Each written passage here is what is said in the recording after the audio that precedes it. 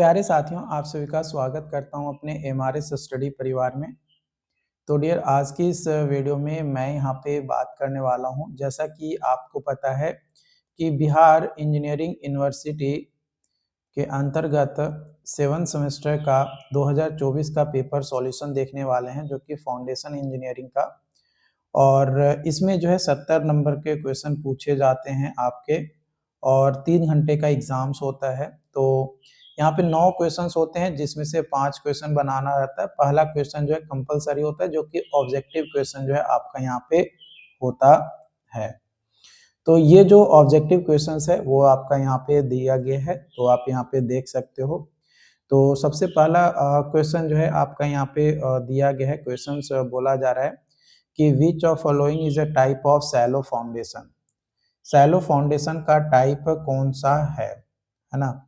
Cello foundation का type कौन सा है वो आपको जो है यहाँ पे बताना है। तो वो है आपका राफ्ट फाउंडेशन। अगला है according to Terzaghi's theory bearing capacity depend on. Bearing capacity किसके ऊपर डिपेंड करता है? तो soil properties and footing geometry के ऊपर। तो तीसरा option is the right answer. अगला क्वेश्चन है the primary cause of consolidation settlement is. तो जो प्राइमरी काउज होता है कंसोलिडेशन सेटलमेंट का, वो क्या होता है? Expulsion of water from pores. Expulsion of water from pores. अगला क्वेश्चन है which method is commonly used for slope stability analysis. Which method is commonly used for slope stability analysis. तो वो होता है आपका यूनिट लिमिट इक्विलिब्रियम मेथड, है ना। Option 2 limit equilibrium method. अगला क्वेश्चन है in retaining wall design factor of safety against sliding. Factor of safety against sliding 1.5 होता है। The critical depth for a cantilever sheet pile is determined by. तो ये determine किया जाता है passive earth pressure के द्वारा। किसके द्वारा? पैसिव अर्थ प्रेशर के द्वारा। अगला क्वेश्चन है differential settlement primary cause. Differential settlement primary cause. तो ये प्राइमरी जो है काउज करता है आपका स्ट्रक्चरल क्रैक्स को स्ट्रक्चरल क्रैक्स को। अगला क्वेश्चन है what is the function of soil nailing in excavation. Soil nailing का क्या फंक्शन होता है एक्सकैवेशन में, है ना। एक्सकैवेशन में क्या होता है? तो वो होता है लोअर ग्राउंड वाटर टेबल। क्या होता है? Lower ground water table. अगला है the ultimate bearing capacity of soil increases. The ultimate bearing capacity of soil increases with. किसके साथ इंक्रीज करता है? तो ये इंक्रीज करता है with increasing depth of foundation. Increasing depth of foundation. अगला है safe bearing capacity is calculated by applying a factor of safety. The safe bearing capacity is calculated by applying a factor of safety। तो वो होता है ultimate bearing capacity. क्या होता है? Ultimate bearing capacity. Next question है आपका यहाँ पे differentiate between shallow and deep foundation with suitable example. तो सैलो और डीप फाउंडेशन के बीच में जो है डिफरेंशिएट आपको जो है करना है। तो देखो यहाँ पे हमने जो है डिफरेंस जो है आपको दे दिया है ना। यहाँ पे देखो, यहाँ पे जो है सैलो फाउंडेशन जो होता है वो होता है डेप्थ जो होता है कम होता है या बराबर होता है विड्थ के, ठीक है। और डीप फाउंडेशन में डेप्थ जो है बहुत ज्यादा होता है विड्थ से। सैलो फाउंडेशन जो है ट्रांसफर करता है लोड को नियर द सॉइल सरफेस, और ये इकोनॉमिकल होता है, सिंपल कंस्ट्रक्शन होता है, और लो टू मॉडरेट बियरिंग कैपेसिटी इसकी होती है। सेटलमेंट ज्यादा होता है, isolated footing, combined footing, raft footing, ये एग्जांपल्स है। इसका यूज किया जाता है गुड सॉइल अवेलेबल अगर है सैलो डेप्थ पे तब, और लाइट टू मॉडरेट स्ट्रक्चर के लिए जो है आपका सैलो फाउंडेशन यूजफुल होता है। वही अगर हम बात करें डीप फाउंडेशंस की, तो ये इसका जो डेप्थ होता है विड्थ से बहुत ज़्यादा होता है, ट्रांसफर करता है लोड को टू डीपर स्ट्रॉन्ग स्ट्रेटा में, एक्सपेंसिव होता है, कॉम्प्लेक्स स्ट्रक्चर्स होते हैं कंस्ट्रक्ट करना, हाई बियरिंग कैपेसिटी होता है, लेस सेटलमेंट्स होते हैं, पाइल, कैजन और वेल फाउंडेशंस होता है, यूज किया जाता है in weak soil, near surface, heavy loads, bridge piers और हाई राइज बिल्डिंग में ये जनरली यूज किया जाता है। उसके बाद अगला क्वेश्चन है कि एक स्क्वायर फुटिंग है 2 इंटू 2 मीटर का, जो कि प्लेस किया गया है at a depth of 1.5 metre in sandy soil with the following properties. Unit weight जो होता है gamma is equal to 18 kilo newton per metre cube, cohesion जो होता है वो 0 होता है, एंगल ऑफ इंटरनल फ्रिक्शन जो है वो आपका फाई 30 डिग्री।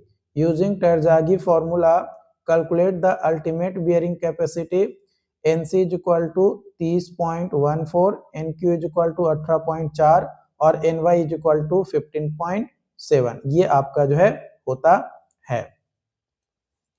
तो यहाँ पे हम कैलकुलेट करेंगे क्यू यू यानी bearing ultimate bearing capacity, C N C plus gamma D F N Q plus 0.5 gamma B N Y. यहाँ पे सी जो है हमारा 0 है, तो हमारा फर्स्ट टर्म जो है क्या हो जाएगा 0 हो जाएगा।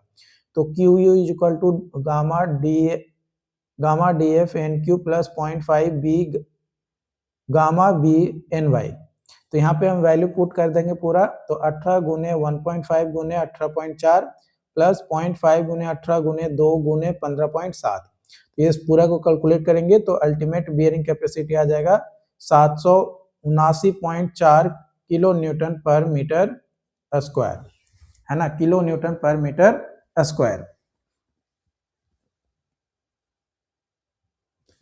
अगली क्वेश्चंस की ओर बढ़ते हैं। तो अगला क्वेश्चंस है आपका, यहाँ पे क्वेश्चंस बोला जा रहा है कि what is the primary cause of settlement in foundation. Foundation में सेटलमेंट का होने का प्राइमरी यानी मेन रीजन क्या होता है। तो मेन रीजन होता है आपका कि जो लोड हम अप्लाई करते हैं, है ना, जब लोड हम अप्लाई करते हैं तो सैंडी सॉइल होने के कारण से हमारा लोड लगते ही वो तुरंत जो है डाउनवर्ड मूवमेंट करना स्टार्ट कर देता है। तो हमारा जो है काउजेज होते हैं सेटलमेंट के, यानी अप्लाई होने के बाद ही। तो ये आता है इमीडिएट सेटलमेंट के अंतर्गत, क्योंकि यहाँ पे इलास्टिक डिफॉर्मेशंस होता है सॉइल का या सॉइल जो पार्टिकल्स होते हैं उसके। फिर आता है सैचुरेटेड क्ले में हमें अकर होता है, क्योंकि उसमें एक्सपेल्सन होता है हमारा पोर वाटर का, जो कि टाइम डिपेंडेंट प्रोसेस होता है। तो ये भी एक काउज होता है प्राइमरी कंसोलिडेशन सेटलमेंट। फिर आता है सेकेंडरी कंसोलिडेशन सेटलमेंट। ये हमारा प्राइमरी कंसोलिडेशन सेटलमेंट के बाद होता है, क्योंकि इसमें प्लास्टिक एडजस्टमेंट जो है सॉइल स्ट्रक्चर्स का होता है, जो कि ऑर्गेनिक सॉइल में हमें देखने को मिलता है। इसके अलावा पुअर कॉम्पैक्शंस, यानी कॉम्पैक्शन जो है सॉइल का प्रॉपर नहीं होने के कारण से। इसके अलावा ग्राउंड वाटर टेबल जो है प्रेजेंट होना, एक्सकेवेशन एडजस्टमेंट और वेरिएशन ऑफ सॉइल स्ट्रेटा, ये सारे कारण भी हैं कंसोलिडेशंस के फाउंडेशंस का, यानी फाउंडेशंस कंसोलिडेट करता है इन चीजों में।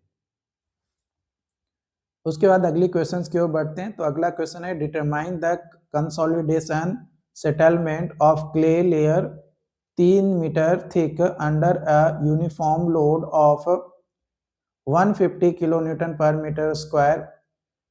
कंप्रेशन इंडेक्स जो है वो 0.25 है एंड इनिशियल वॉइड रेशियो जो है 0.8 है ना, इनिशियल वॉइड रेशियो जो है 0.8 है।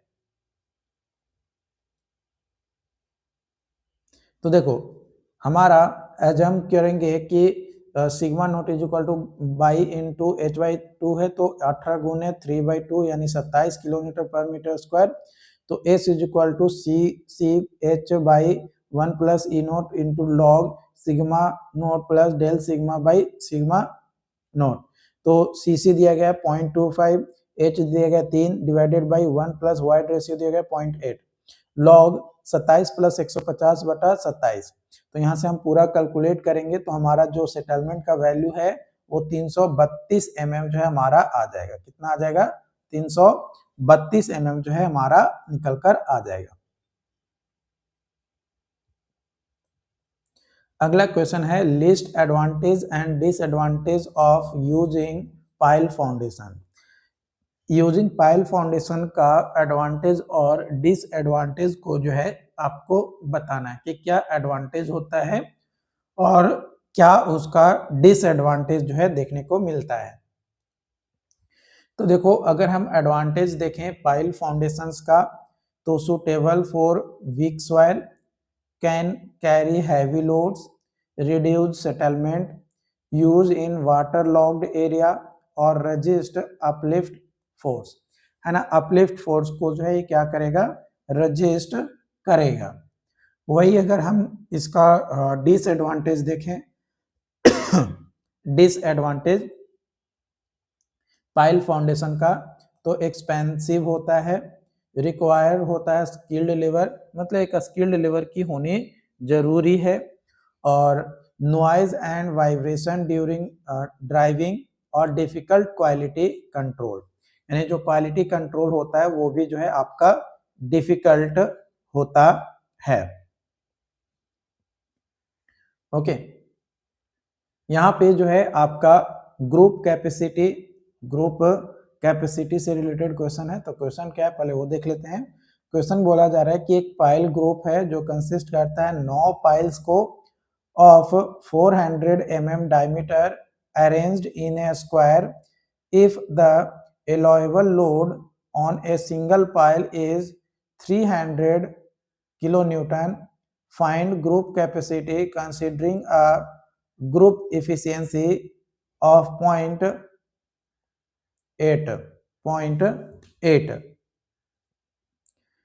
है ना। तो ग्रुप कैपेसिटी जो है आपका निकालना है। तो group capacity n into Q into efficiency, तो 9 इंटू 300 इंटू 0.85 यानी 2295 किलो न्यूटन जो है ग्रुप कैपेसिटी जो है निकल कर यहाँ पे आपका आ जाएगा।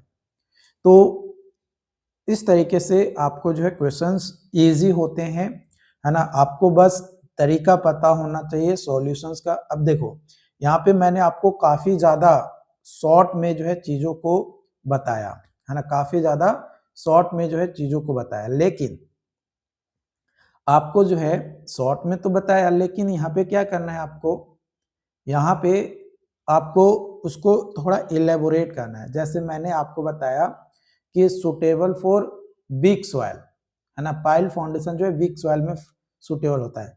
क्यों सुटेबल होता है, कैसे सुटेबल होता है, उसको आपको एक्सप्लेन करना है।